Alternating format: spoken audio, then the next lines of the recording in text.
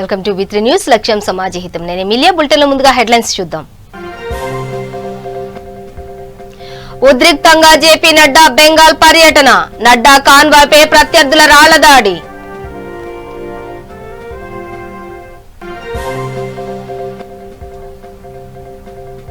MLA Mahipal రెడ్డిపై జర్నలిస్టుల ఆగ్రహం. బహిరంగంగా క్షమాపణ చేయాలని డిమాండ్. విజయనగరంలో మద్రాస్ ఐఐటి ప్రతినిధుల పర్యటన. మాతా శిశు మరణాలపై అధ్యయనం.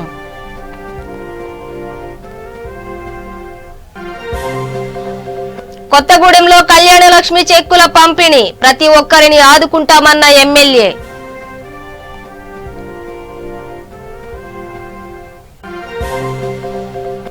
విశాఖలో పోలీసులు స్పెషల్ డ్రైవ్. 39 కేజీల గంజాయి స్వాధీనం.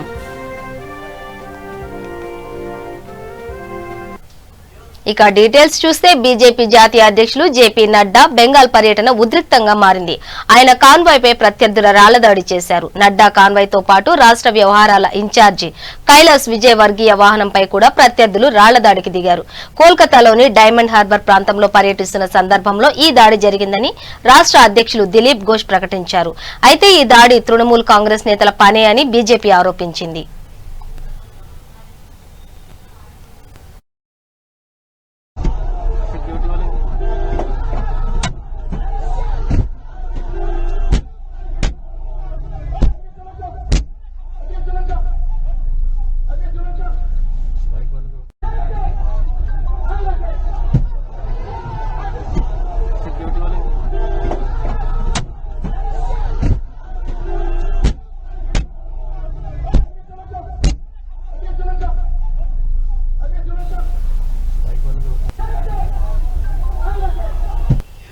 జర్నలిస్టులను దూషించే అధికారం ఎమ్మెల్యేలకు ఎవరిచ్చారని తెలంగాణ రాష్ట్ర వర్కింగ్ జర్నలిస్టుల సంఘం రాష్ట్ర ప్రధాన కార్యదర్శి విరాహత్ అలీ ప్రశ్నించారు. 2 రోజుల క్రితమే అమీన్పూర్ పోలీస్ స్టేషన్లో అట్రాసిటీ కేసు నమోదైన ఎమ్మెల్యే మహిపాల్ రెడ్డిని అరెస్టు చేయడంలో జాప్యం చేయడం ఎందుకని అన్నారు. పటాన్ చెరువులో టీయూడబ్ల్యూజే ఆధ్వర్యంలో జర్నలిస్టులు రాస్తారోకో నిర్వహించారు.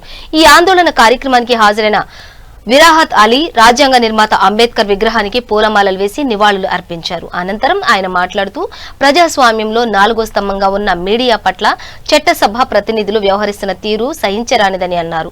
తన వ్యాఖ్యలతో జర్నలిస్టులను అవమానపరిచిన మహిపాల్ రెడ్డి బేషరతుగా బహిరంగ క్షమాపణ చెప్పాలని ఆయన డిమాండ్ చేశారు. అనంతరం జర్నలిస్టులతో కలిసి ఆయన పటాన్ చెరువు డీఎస్పీ భీమిరెడ్డిని కలిసి మాట్లాడారు. సామాన్య పౌరులకు ఒక చట్టం, అమాత్యులకు ఒక ప్రత్యేక చట్టం ఉంటుందా అని ఆయన ప్రశ్నించారు. ఈ ఆందోళన కార్యక్రమంలో టీయూడబ్ల్యూజే రాష్ట్ర కార్యదర్శి ఫైసల్ అహ్మద్, కార్యవర్గ సభ్యులు ఏ రాజేష్, డీజీ శ్రీనివాస్ శర్మ తదితరులు పాల్గొన్నారు.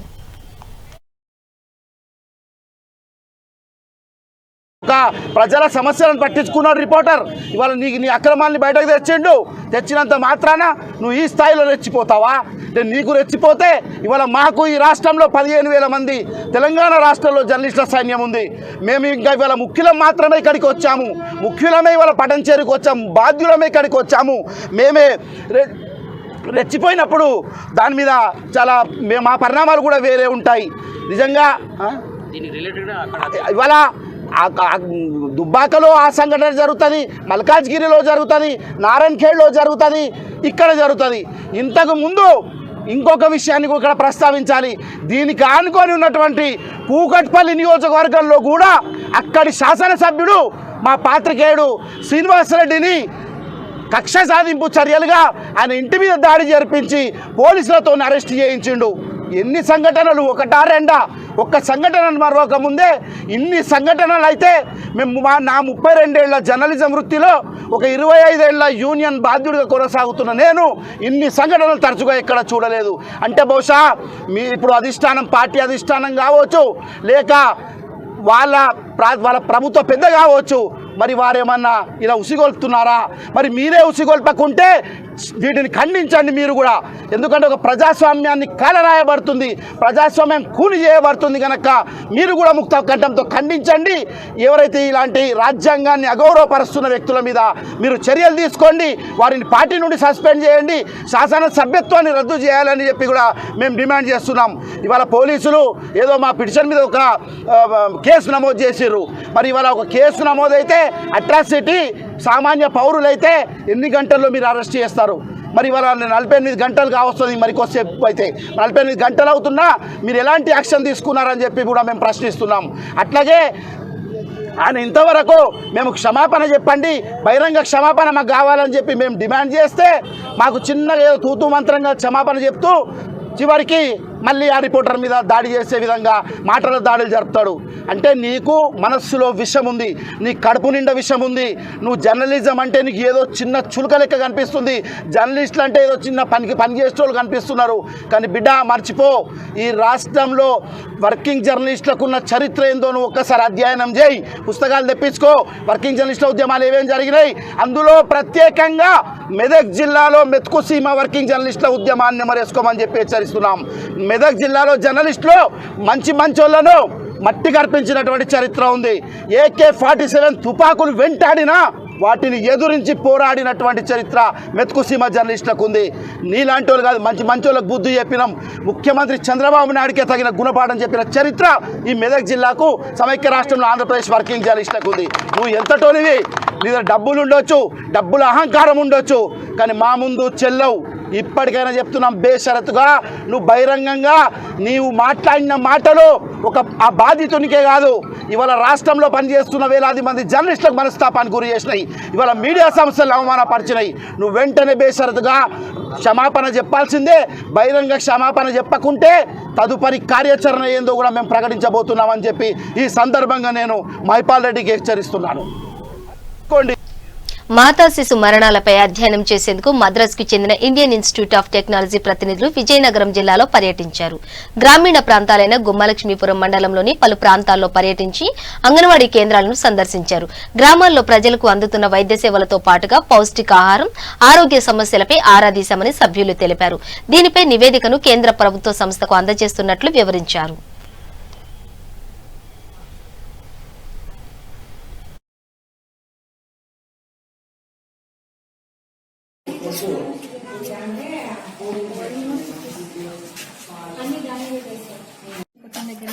మీరు హాస్పిటల్ తీసుకుని వెళ్ళి అడిగారా? అడగలేదా? మీరు టీకా వేయించినప్పుడు అడగలేదా? ఏంటని మీతో పాటు ఎవరు వచ్చారు? ఇక్కడ మీతో పాటు మీతో పాటు ఇక్కడ వచ్చారా?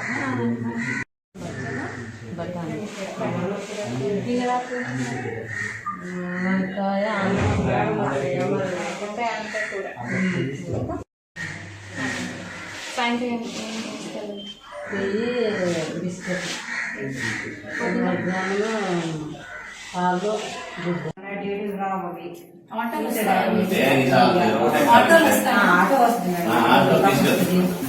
అది కొంచెం లెంత్ ఉంటుంది కాబట్టి అది చూసేది road solution or product that will address those problems that are more affordable and more innovative and cheaper.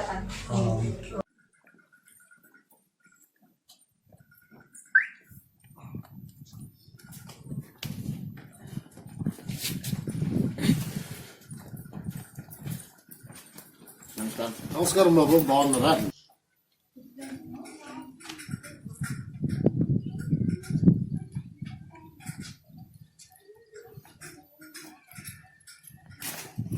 పైకి అంటే కమాండర్ ఆటోలు రోడ్డు కంకెళ్తూ అయిపోతాయండి. మనకి రీసెంట్గా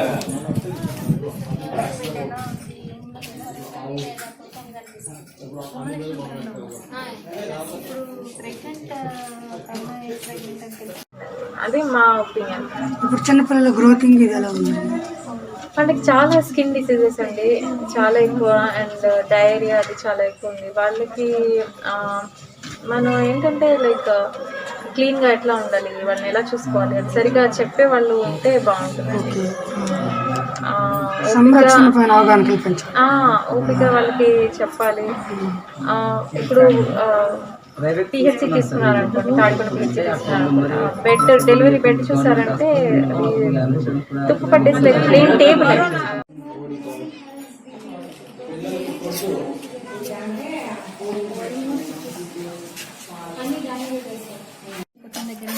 మీరు హాస్పిటల్ తీసుకుని వెళ్ళి అడిగారా? అడగలేదా మీరు టీకా వేయించినప్పుడు అడగలేదా ఏమేమి మీతో పాటు ఎవరు వచ్చారు? ఇక్కడ మీతో పాటు భద్రాద్రి కొత్తగూడెం జిల్లా జూలూరుపాడు మండల తహసీల్దార్ కార్యాలయంలో 24 మంది లబ్ధిదారులకు 24 లక్షల రూపాయల విలువ గల కళ్యాణ లక్ష్మి షాదీ ముబారక్ చెక్లను వైరా శాసన సభ్యులు లావుడ్య రాములు నాయక్ పంపిణీ చేశారు. తెలంగాణ రాష్ట్రంలో పేదింటి ఆడపడుచుల పెళ్లిళ్ల కోసం ఆర్థికంగా ఇబ్బందులు పడకూడదని రాష్ట్ర ప్రభుత్వం కళ్యాణ లక్ష్మి షాదీ ముబారక్ వంటి పథకాలను ప్రవేశపెట్టిందని ఎమ్మెల్యే అన్నారు. అర్హులైన ప్రతి ఒక్కరికి పథకం అమలు అయ్యేటట్లు చూడడమే తమ ధ్యేయమని తెలిపారు. లబ్ధి పొందడానికి ఏ విధమైన ఇబ్బందులు ఉన్నా తన దృష్టికి తీసుకురావాలని ఆయన కోరారు.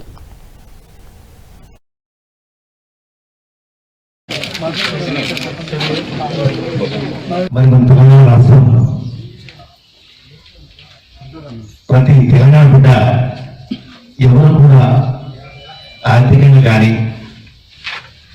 ఆరోగ్యపరంగా కానీ రైతాంగ పరంగా కానీ వృత్తిపరంగా కానీ ఎవరు కూడా ఇబ్బంది పడకుండా ముందు నడిపించాలనే సదుద్దేశంతోనే కేసీఆర్ గారు ఆదేశాలు పనిచేస్తున్న విషయం మనకు తెలుసు. గత ప్రభుత్వం నిర్వహించడానికి కన్నా మనకు తెలుసు 60 సంవత్సరాల పరిపాలన ప్లస్ మన 6 సంవత్సరాల పరిపాలన మనకు కొంత తేడాగా ఉన్నాం. అది కూడా మనకు తెలియాలి. ఇది ఒక చరిత్ర మార్చకూడదు. అభివృద్ధి సంక్షేమ కార్యక్రమాలు గుర్తుపడకుండా ముందుకు పోతా ఉన్నాం. మరి ఇవన్నీ మనకు తెలియాలి. సహజోపేతమైన చర్య ఏంటంటే మన కరోనాలో ఉండి కూడా ఎవరికి కూడా ఏ నిధులు కూడా ఇటు ప్రభుత్వ పరం కావచ్చు అటు అభివృద్ధి సంక్షేమ కార్యక్రమాల ప్రకారం కావచ్చు ఎక్కడ కూడా అనుకున్న ప్రభుత్వం అన్నింటినీ కూడా నడిపించింది. ఇందులో ఒక నెల కూడా ఎవరు కాకుండా ఆశ్రాపించిన ఆగిన పరిస్థితులు లేవు. ఒక నెల నిధులు ఆగిన ఒక గ్రామ పంచాయతీ లేదు. ఏ లోటు లేకుండా మనం నడిపిస్తూ ఉన్నాం. ఏ రైతు కూడా రేపు 20వ తారీఖు ఇప్పుడు రైతు సోదరులు మన వచ్చారు అన్నిటికీ మించి డిసెంబర్ ఎన్నికల్లా ప్రతి రైతు సోదరుల యొక్క ఖాతాలో అక్కడకున్న భూమి విస్తీర్ణంలో పూర్తి శాతం డబ్బులు అతని అకౌంట్ పడబోతా ఉంది. మరి ఇది అద్భుతం విషయం. ఇది డ్రైవింగ్ కాదు, రెండో దఫా మరి అది కూడా చూస్తున్నాడు. ఎందుకంటే ప్రతి సోదరుడు కూడా రైతు సోదరుడు ఏ రైతు కుటుంబం ఇబ్బంది పడకూడదని ఉద్దేశంగా రెండో దఫా కూడా ఆలోచన చేసే పరిస్థితి మనం డిసెంబర్ ఎన్నికలను కంప్లీట్ చేసుకోబోతున్నాం. మరి ఇటు రైతాంగ పరంగా కావచ్చు, మరి ఇటు విద్యుత్ పరంగా కావచ్చు, అసలు అన్ని శాఖల్లో కూడా సమగ్రాభివృద్ధిగా మన తెలంగాణ ముందుకు నడిపించే దశలో కేసీఆర్ గారు అయితే మరి ఆహార్యలు పనిచేస్తా ఉన్నారు. అలాగే మరో ఎంపీటీ సోదరుడు మిత్రుడు మధుసూదనరావు గారు, మరో ఎంపీటీసీ రాజశేఖర్ గారు,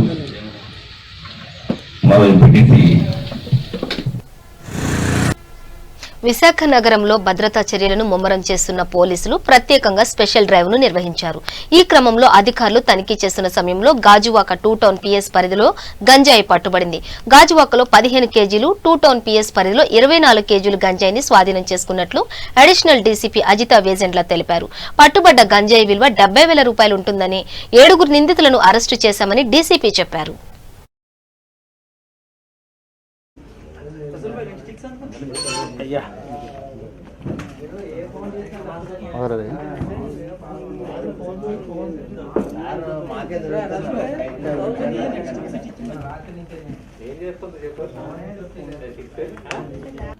good evening.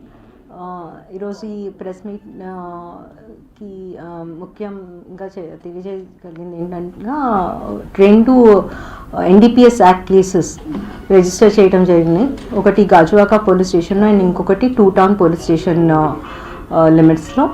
So commissioner police Visakhapatnam city police గారి ఆధ్వర్యంలో city task force and SCB మరియు law and order police stations కలిసి స్పెషల్ డ్రైవ్ నిర్వహిస్తున్నారు. సో ఆ స్పెషల్ డ్రైవ్లో భాగంగానే గాజువాక పోలీస్ స్టేషన్లో ఒక క్రైమ్ నంబర్ 1214/2020 రిజిస్టర్ చేయడం జరిగింది. ఇందులో బేసిక్గా 4 అక్యూజ్డ్ ఉన్నారు. 4 కూడా under 30 years. So A1 Ankaiah Arjun age 24, A2 V Bharat, age 23, A3 Girish Sideraju, age 27, and A4 Nadeem Basha, age 23. వీళ్ళు నలుగురు కూడా కర్ణాటకకు చెందిన వాళ్ళు, ఇద్దరు షిమోగా డిస్ట్రిక్ట్ అండ్ ఇద్దరు నార్త్ బెంగళూరుకి చెందిన స్టూడెంట్స్. సో వీళ్ళు బెంగళూరు నుండి విశాఖపట్నం వచ్చి ఇక్కడ నుండి రెంటల్ బైక్స్లో సీలేరు వెళ్ళటం జరిగింది. అక్కడ 15 kgs ఆఫ్ గాంజా 3 ప్యాకెట్స్లో కొనుక్కొని వాళ్ళ రిటర్న్ వచ్చి తిరుపతికి వెళ్తుండగా ఇంటర్సెప్ట్ చేసి మేము వాళ్ళని నాప్ చేయటం జరిగింది. సో ఈ NDPS act case under section 20B and 8C register చేయడం జరిగింది. మెదక్ జిల్లా నార్సింగ్ మండల పరిషత్ కార్యాలయంలో ఎంపీపీ చిందం సబితా రవీందర్ అధ్యక్షతన సాధారణ సర్వసభ్య సమావేశం నిర్వహించారు. ఈ సమావేశంలో దుబ్బాక ఎమ్మెల్యే మాధవనేని రఘునందన్ రావు పాల్గొని ప్రసంగించారు. అధికారులు ప్రతి పని విషయంలో సమయస్ఫూర్తితో పనిచేయాలని, విలువైన సమయాన్ని వృధా చేయొద్దని సూచించారు. ప్రజలకు ఎటువంటి ఇబ్బందులు తలెత్తకుండా చూడాలని, ఏదైనా సమస్య ఉంటే తమ దృష్టికి తీసుకురావాలని తెలిపారు. ఈ కార్యక్రమంలో ఎంపీడీఓ ఆనందమేరి, ట్రాన్స్కో ఏఈ, సర్పంచుల ఫోరం అధ్యక్షులు అశోక్, వివిధ శాఖల అధికారులు, సర్పంచులు తదితరులు పాల్గొన్నారు.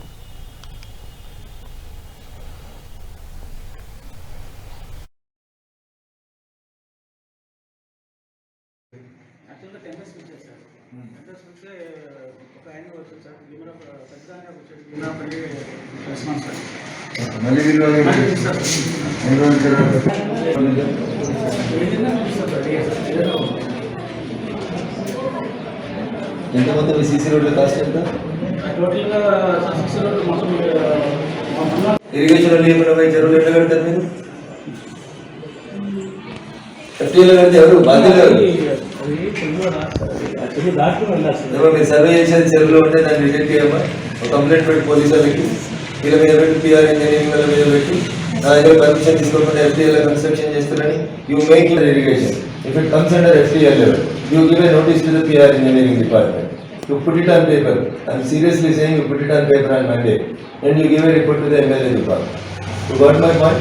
If it is FTL, okay, you give a complaint to the police, you give a complaint to MRO, you give a complaint to PR. Because they are the executing authority. జీతం కోసం పనిచేయాలని ఒక మంచి ఆలోచన ఉన్నటువంటి చిన్న వయసులో ఉద్యోగాలకు వచ్చినటువంటి చాలా మంది ఇక్కడ ఉన్నారు. Whether you are an incharge officer or regular officer, I don't mind. Incharge అయినా మీరు పనిచేయాల్సిందే. దయించి నా విజ్ఞప్తి, తూప్రాన్లో పని చేయకపోతే సీఎం గారు ఏమనుకుంటారో, సిద్దిపేటలో పని చేయకపోతే హరీష్ గారు ఏమనుకుంటారో, వాళ్ళతోటి మంచిగా ఉంటే చాలు, మా పోస్టింగ్లు మంచిగా ఉంటాయి, మాకు వచ్చేటి మంచిగా వస్తాయని మీరు అనుకుంటే మాత్రం దుబ్బాక ఎమ్మెల్యే గారు కానీ దుబ్బాక ప్రజాప్రతినిధులు కానీ ఎవరు ఊరుకోరు.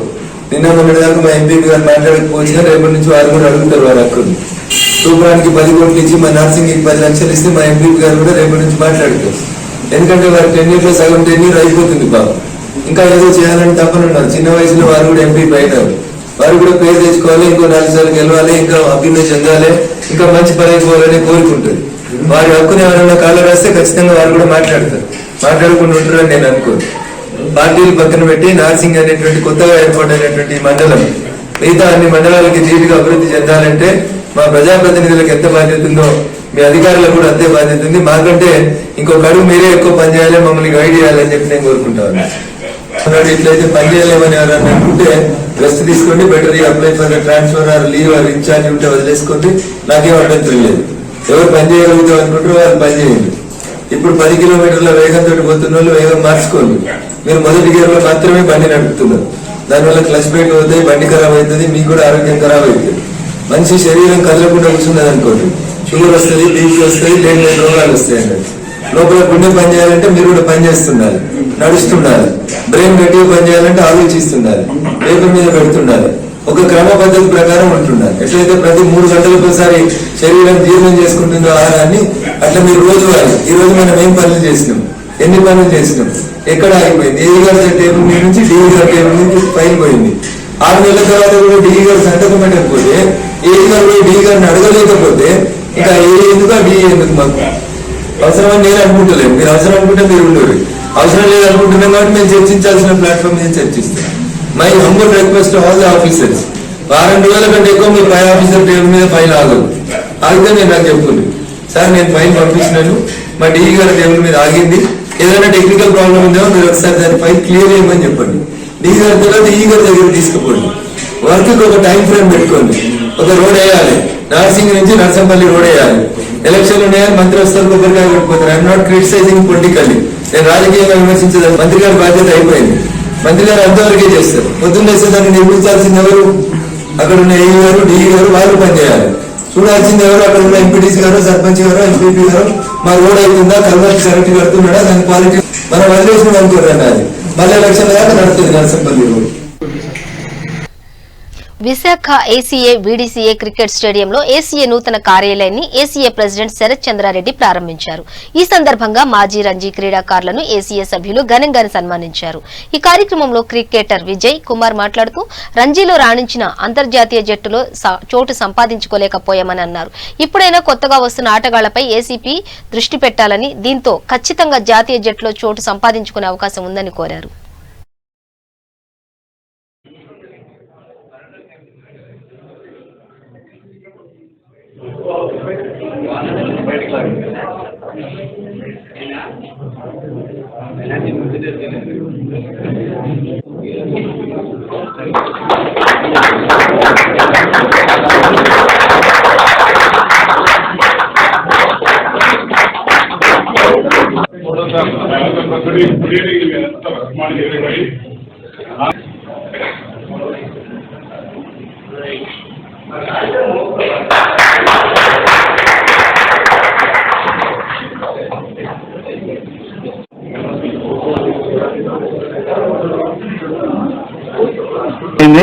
మరి ఈ రోజు ఇక్కడ ఇదే సందర్భంలో మరి మన ప్లేయర్లందరికీ సన్మానం చేసుకోవడం జరుగుతూ ఉంది.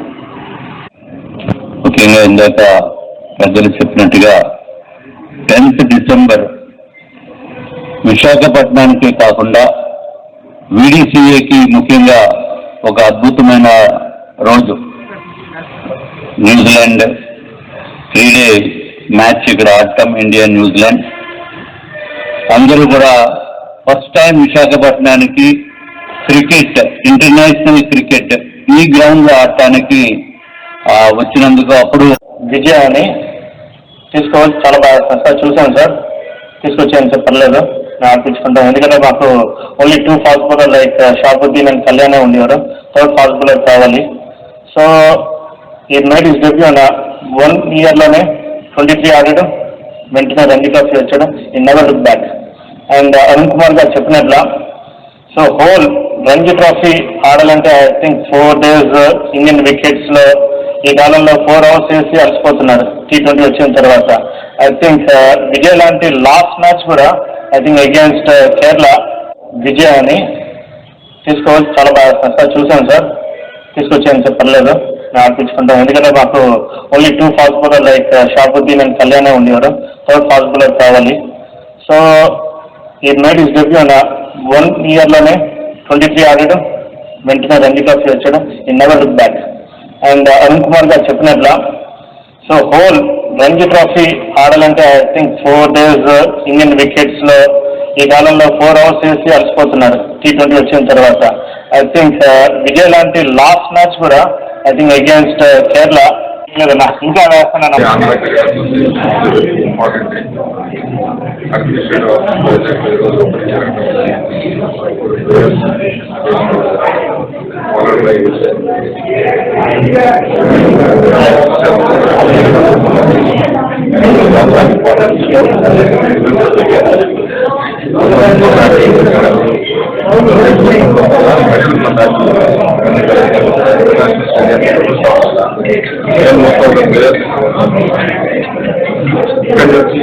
మేము రన్ చేయడం బెటర్ యూజబుల్ స్ట్రక్చర్ అందుకోసం సందర్భంలో ఇనాగ్రేషన్ ఆల్ ద పీపుల్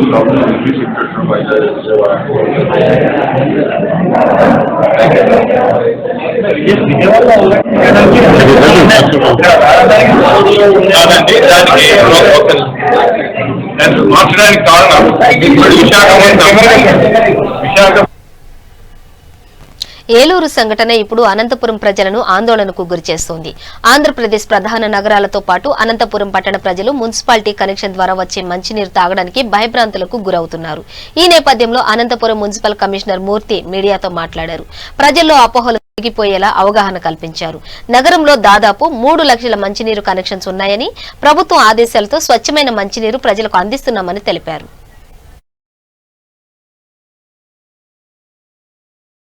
ముఖ్యంగా ఈ ప్రెస్ మీట్ పెట్టడంలో ప్రధాన ఉద్దేశం ఏంటంటే, ఈ మధ్యన ఏలూరులో జరిగినటువంటి ఇన్సిడెంట్ ఆధారంగా చాలామందికి కొన్ని అప్రహెన్షన్స్ ఉన్నాయి. అలాగే చాలామంది మనం తీసుకున్నటువంటి చర్యలు గురించి దాని గురించి కూడా అందరూ అడుగుతున్నారు. అందు గురించి ఒకసారి అందరికీ కూడా ఒక క్లారిటీ ఇవ్వాలనే ఉద్దేశంతో ఇవాళ అందరికీ పిలిచి ఈ సమావేశాన్ని ఏర్పాటు చేసి క్లారిటీ ఇవ్వడానికి అని చెప్పి వాళ్ళ పెరగడం జరిగింది. ముఖ్యంగా మనకు అనంతపురం నగరపాలక సంస్థలో ఎవ్రీడే మనం 41.18 MLD million litres per day water supply ఇవ్వడం జరుగుతుంది. అలాగే మన యొక్క పాపులేషన్ వాళ్ళకి మొత్తం అంతా కూడా కలిపితే ఒక 3.45 lakhs పాపులేషన్ మనము ఫీడ్ చేయడం జరుగుతుంది.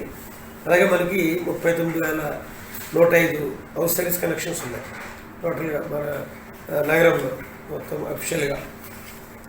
ఇందులో 32,437 కనెక్షన్స్ మన దగ్గర రికార్డులో ఉన్నాయి. ఇంకా మేము ఈ మధ్యన మనకి వార్డు సచివాలయ వ్యవస్థ వచ్చిన తర్వాత ఈ మన వార్డు ఎమ్యూనిటీ సెక్రటరీస్ని total door to door survey చేయించడం జరిగింది. చేయించి అలాగే ఇంతకుముందే ఆల్రెడీ దీని మీద సర్వే చేశారు. కానీ ఇంచుమించుగా ఒక 900 కనెక్షన్స్ రెగ్యులేట్ చేసుకోవడం జరిగింది. ఇంకా సుమారుగా ఒక 5,000 కనెక్షన్స్ వరకు ఇంకా మనకి కనెక్షన్స్ ఇచ్చాము. అంటే మన ఏపీఎండిపి వాటర్ సప్లై లైన్స్ వేసినప్పుడు కూడా మనకి ఆ పనిలో పని అందరికీ కూడా లైన్స్ లాగారు, దాని నుంచి వాడుతున్నారు. వాటిలో కూడా ఇందులో బీపీఎల్ అయితే బీపీఎల్లో 200 రూపీస్ కట్టించి వెంటనే ఇచ్చేసేలాగా, అలాగే మామూలు కట్టవలసిన వాళ్ళకి ఏదైనా ఉంటే కూడా వాళ్ళకి కట్టించడానికి నోటీసులు జారీ చేయడం జరిగింది. రాబోయే 2-3 monthsలో రేపు మార్చి కల్లా ఈ కనెక్షన్స్ అన్నీ కూడా పూర్తి స్థాయిలో మనం అఫిషియలైజ్ చేసి పూర్తి స్థాయిలో అఫిషియలైజ్ చేయడానికి చర్యలు తీసుకోవడం జరుగుతుంది.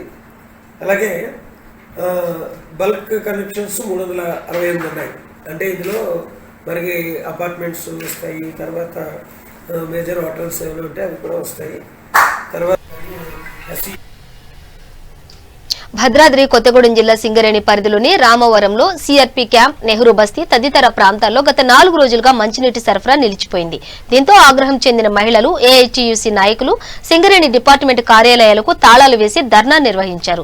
ఉన్నతాధికారులు తక్షణమే స్పందించి త్రాగునీరు పంపితేనే తాళాలు తీస్తామని నినాదాలతో హెచ్చరించారు. సింగరేణి అధికారుల ఇళ్లకు మంచినీరు వెళ్లకపోతే ఊరుకుంటారా అని ఆగ్రహం వ్యక్తం చేశారు. మహిళలు భారీగా అక్కడకు చేరుకోవడంతో ఉద్రిక్తత వాతావరణం చోటు చేసుకుంది.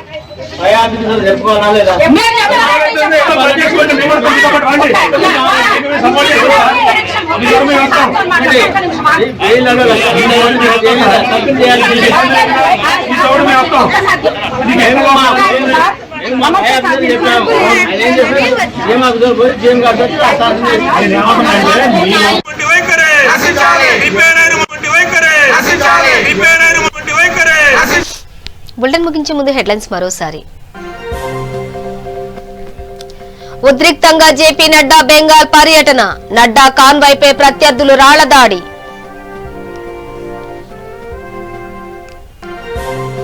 ఎమ్మెల్యే మహిపాల్ రెడ్డిపై జర్నలిస్టుల ఆగ్రహం, బహిరంగంగా క్షమాపణ చెప్పాలని డిమాండ్.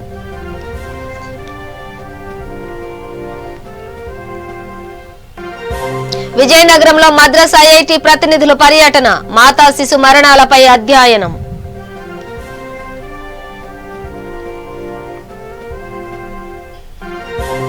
కొత్తగూడెంలో కళ్యాణ లక్ష్మి చెక్కుల పంపిణీ, ప్రతి ఒక్కరిని ఆదుకుంటామన్న ఎమ్మెల్యే.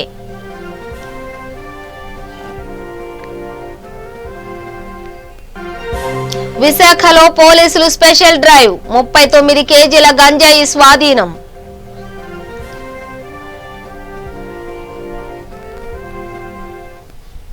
ఇవి బులెటిన్ విశేషాలు. మరింత సమాచారం కోసం చూస్తూనే ఉండండి V3 న్యూస్, లక్ష్యం సమాజ హితం.